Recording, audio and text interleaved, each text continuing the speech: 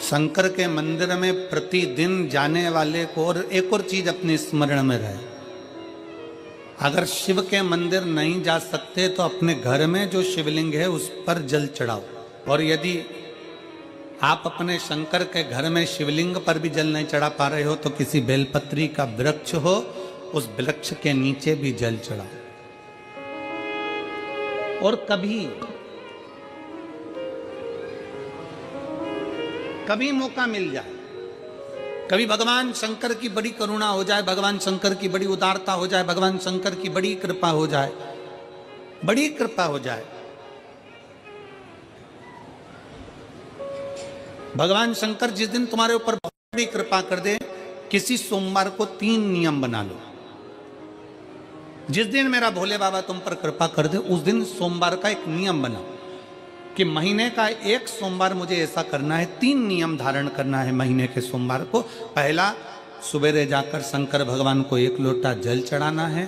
दूसरा, दोपहर के समय पर जाकर मुझे बेलपत्री के वृक्ष के नीचे एक चावल का दाना रखकर बेलपत्री की 7, 11, 21, 108, 51 जितनी परिक्रमा आप लगा सकते हो वो लगाना है।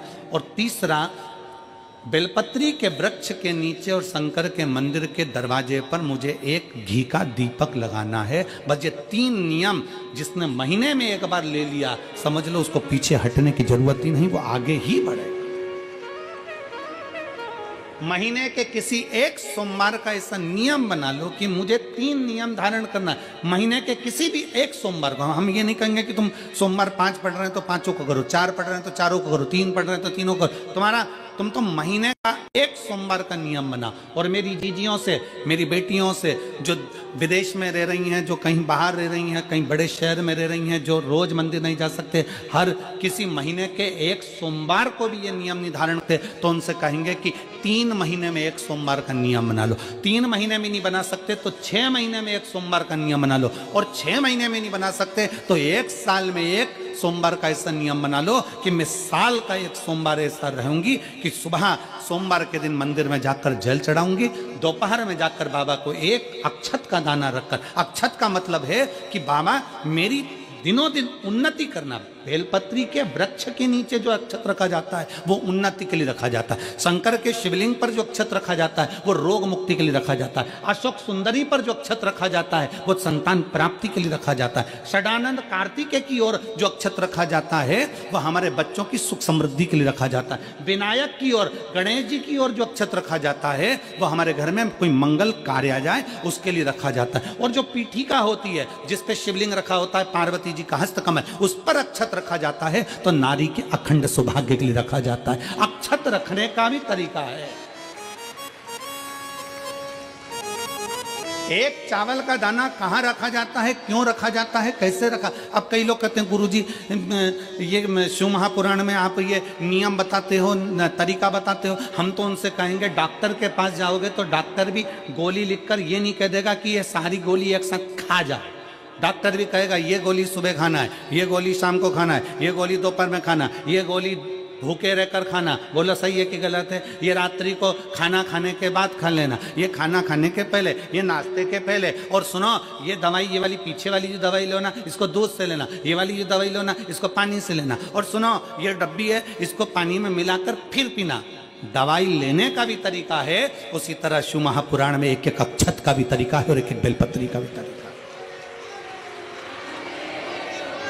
अब मान लो कई लोग कहते हैं गुरुजी आप ये तरीका बताते हो शिव पुराण के माध्यम से, कई लोगों के मन में संशय जागता है, तो अगर हम एक साथ चावल चढ़ा दे तो उसका क्या तरीका है? तो हमारा निवेदन है डॉक्टर जो दवाई ले एक ही बार में निपटा जाए, एक ही बार में खा ले। दवाई एक बार में पूरी खा गए असर नहीं करेगी, इसमें डॉक्टर का कोई दोष नहीं है। उसने तो बताया था ऐसे लेना, ऐसे लेना। और तुमने, मैं डॉक्टर साहब ने पूछा दवाई पूरी ली, शाम की दवाई भूल गई थी, सवेरे की दवाई भूल गई थी, ये दवाई भूल गई थी। डॉक्टर कहेगा हमने तो नियम बताया था, तुमने नहीं खाई तो असर कहाँ से करेगी? तुम असर कब करती है? जब हम पूजन के तरीके को जान जाएं, जब हम अर्चना के तरीके को जाएं।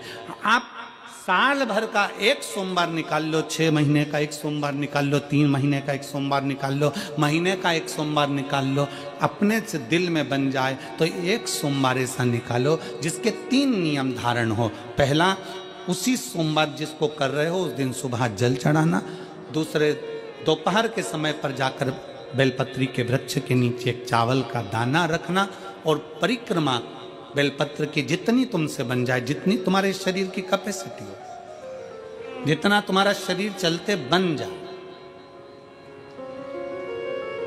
हम तो ये भी नहीं कहते कि तुम भूखे रहकर भगवान का भजन करो, हम कभी नहीं कहते। हम तो यहां तक कहते हैं, हमारे पुष्टि मार्ग में यहां तक कहा गया कि वल्लभ कुल की एकादशी करो, भले बकरी जैसे चरो पर एकादशी करो।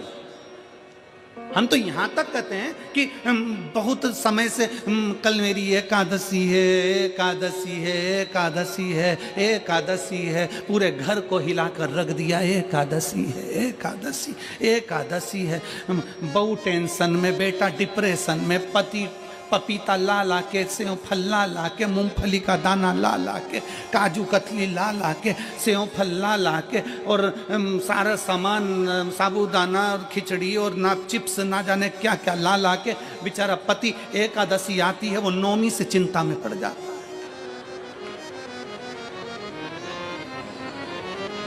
हम तो ये भी नहीं कहते कि तुम व्रत बहुत भारी करो, तुम व्रत उपास भी बहुत बहुत टेंशन वाला करो, ना ना ना।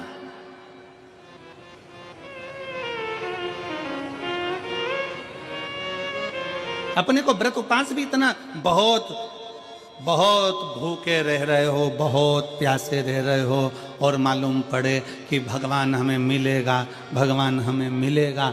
भगवान कहता है कि देख भाई, मैं भी भूखा नहीं रहता, तू भी भूखा मत रहे, मैं भी चकाचक रहता हूँ, तू भी चकाचक रहे, मैं भी अपने। और भगवान शंकर तो ये भी कहते हैं कि अपना परिवार भी मत छोड़ो। मेरे पास में पार्वती भी, एक ही देवता है जो विद फैमिली मंदिर में बैठता है।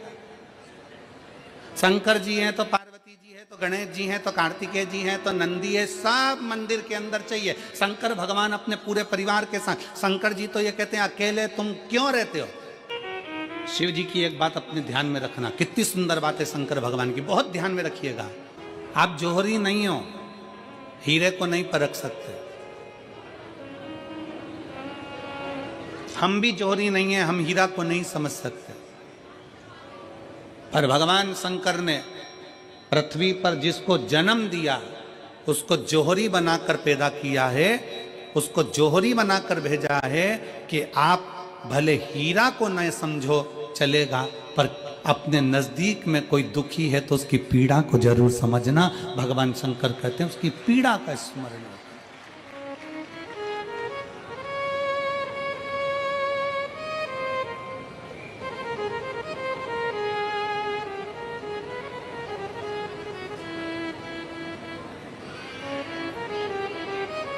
हीरा को समझो ना समझो, पर पीड़ा को जरूर समझिए, किसी के दर्द को जरूर समझिए, किसी के दुख को जरूर समझिए, किसी की तकलीफों को जरूर समझिए। हम भी तो अपनी जिंदगी में एक नियम बना सकते हैं कि मैं श्री शिवाय नमस्तुभ्यम का जाप करूंगी। मेरी कॉलोनी में कोई शंकर जी का मंदिर है, हम 5-10 महिलाएं प्रत्येक सोमवार को 10 मिनट बैठेंगी। शाम के समय प्रदोष काल में 6 बजे 6:30 बजे बैठेंगे, 6:45 बजे 15 मिनट बाद उठ जाएंगे, श्री शिवाय नमस्तुभ्यम का जाप करेंगे, शंकर जी को भोग लगाएंगे। अगर एक हफ्ते में 5 सोमवार पड़ते हैं तो 5 महिलाएं अपना नियम बना ले कि आज का प्रसाद थोड़ा सा, कुछ भी शक्कर, खड़ी शक्कर, कुछ भी मैं लेके आऊंगी, माँ भोग लगाएंगे, अपन 5 मिलकर श्री शिवाय नमस्तुभ्यम जपेंगे, प्रसाद बांट देंगे, अपने घर चले जाएंगे। ज्यादा ढोंग प्रपंच नहीं, दिखावा नहीं, कोई एक नियम।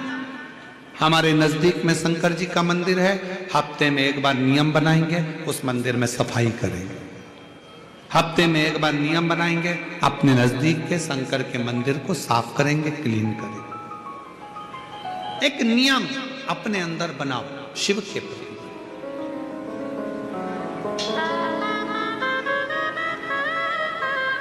अपने भीतर जब हम नियम बना लेते हैं कि श्री शिवाय नमस्तुभ्यम जपना है, शिव को एक लोटा जल चढ़ाना है, शंकर की आराधना करना है तो शिव हमारे लिए भी कोई ना कोई नियम जरूर बनाते हैं और हमारा कल्याण जरूर करते हैं। एक नियम बना, इस कथा को सुना तुम्हारे पति को फल प्राप्त हो। कलिकाल में संसार में जो शिव महापुराण की कथा को सुनता है, श्रवण करता है, करवाता है, बाँचता है, सुनता है, वो जितने जीव इस कथा को श्रवण करने आते हैं, केवल उनका ही नहीं, उनकी 71 पीढ़ी का कल्याण शिव पुराण की कथा कर। रोज पशुपतिनाथ का व्रत करते हो आप, 16 सोमवार का व्रत करते हो आप, संकट सोमवार का व्रत करते हो आप, शिवरात्रि का व्रत करते हो, सोमवार की अष्टमी का व्रत करते हो। उन व्रतों में सारे व्रत करो, मना नहीं है, पर उस व्रत में अपना पूर्ण समर्पण परमात्मा के प्रति रखो।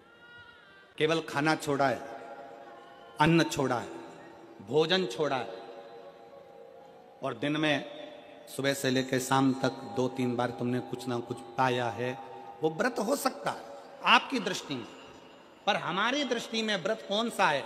शिव महापुराण की कथा कहती है कि सुबेरे आपका व्रत चालू हुआ, दूसरे दिन ब्रह्म मुहूर्त तक जो आपका व्रत आपने रखा है, भगवान का जो व्रत कर रहे हो, उस व्रत में एक बात अपने अंदर उतार कर रखो कि इस दिन मैं अपने मोबाइल का त्याग करती हूँ, पूरे दिन मैं मैसेज नहीं पढ़ूंगी, मैं देखूंगी नहीं, मैं अपशब्द नहीं कहूंगी, मैं जानूंगी नहीं। दूसरा, आज के दिन मेरा व्रत है, आज 1 महीने में, 15 दिन में, 2 दिन में, 20 दिन में मैंने अगर किसी से भी अपशब्द कहा होगा, आड़ा टेढ़ा कहा होगा, तो सबसे पहले आज व्रत वाले दिन मैं उसको सॉरी कहूंगी, क्षमा मांगूंगी और अपने हृदय से लगाने का प्रयास करूंगी। व्रत है। व्रत का तीसरा अंश, आज मेरा व्रत है, मैं आज के दिन किसी को भी अपशब्द नहीं बोलूंगी, किसी के लिए आड़ा तड़ा नहीं बोलूंगा, आज जितना बन सकेगा मैं सात्विक जीवन जीऊंगा। चौथा, आज मेरा व्रत है, आज के दिन मैं झूठ नहीं बोलूंगी, ना झूठ बोलूंगा सुबह से लेकर शाम तक। और 5वां, आज व्रत वाला दिन है, जितना फलार मैं करूंगी उसका पैसा जोड़ूंगी कि 15 रुपए का मैंने साबुदाना खाया, 10 रुपए का बटाटा खाया, ये खाया, वो खाया, सारा हिसाब लगाकर 55, 60, 70 रुपए जितने होते हैं, उसमें से एक अंश निकालकर मैं उसका एक भाग किसी गौशाला में जाकर गाय को चारा जरूर दूंगी। आपका व्रत, आपकी साधना, आपका तप, आपका बल, आप कैसा कर रहे हैं? केवल भूखे रहने पर भगवत पद की प्राप्ति नहीं होती। शिव महापुराण की कथा कहती है कि भूखे रहने से भगवान की प्राप्ति नहीं होती। शिव पुराण की कथा कहती है भगवान को पाने की भूख बढ़ाने से भगवान की प्राप्ति होती है। भीतर से परमात्मा को पाने की भूख बढ़ाइए, भगवान को पाने की भूख बढ़ाओ भीतर से।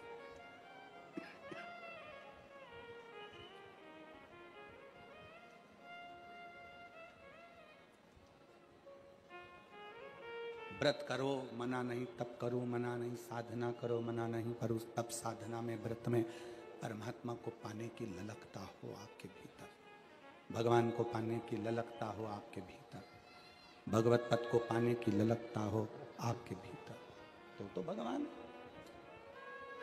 महापुराण की कथा एक बड़ी सुंदर बात कहती है, व्रत आप करते हो, उपास आप करते हो, नियम आप लेते हो, पूरा किसको करना पड़ता है? तुम्हें नहीं।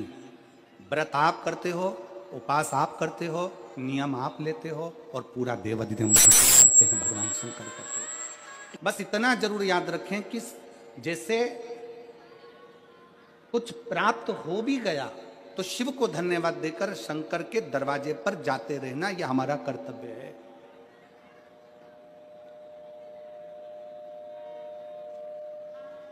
एक बहन जी ने पत्र लिखा था कल, उस पत्र में बहन जी ने लिखा कि शिव महापुराण तप का मतलब क्या होता? चलिए, उपास का मतलब बताओ। खाना छोड़ देना व्रत नहीं है, दूसरे का धन छुड़ाकर खाना छोड़ देना व्रत है। शिक्षा दे देना, किसी को चिकित्सा की जरूरत है, उसकी चिकित्सा में थोड़ा सा धन लगा देना,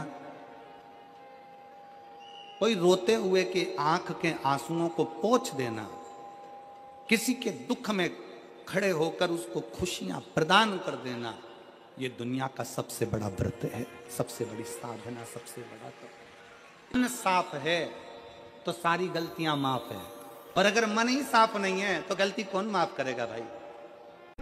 लंबी बाती का प्रमाण अलग होता है। लंबी बाती क्यों लगाई जाती है?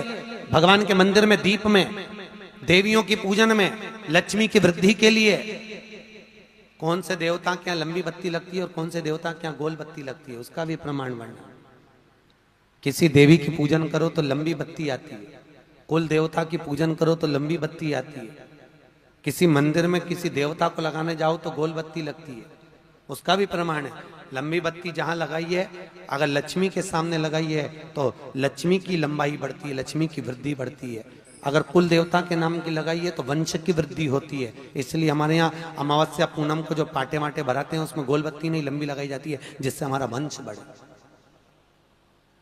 नवरात्रि में देवी जी की जो बाती लगाई जाती है वो लंबी लगाई जाती है, गोल नहीं। क्यों? क्योंकि जिससे माँ हम पर कृपा बनाकर रखे, हमारा वंश खूब बढ़े, हमारे यहाँ लक्ष्मी की वृद्धि हो। स्थिर बाती, गोल बाती लगाई जाती है ब्रह्मा के मंदिर में, इंद्र के मंदिर में, देवता के मंदिर में। तुलसी के सम्मुख में लंबी बाती नहीं लगती, तुलसी के सम्मुख में गोल बाती लगाई जाती है महाराज, जिससे स्थिरता का भाव केंद्रित हो। स्थिरता का भाव।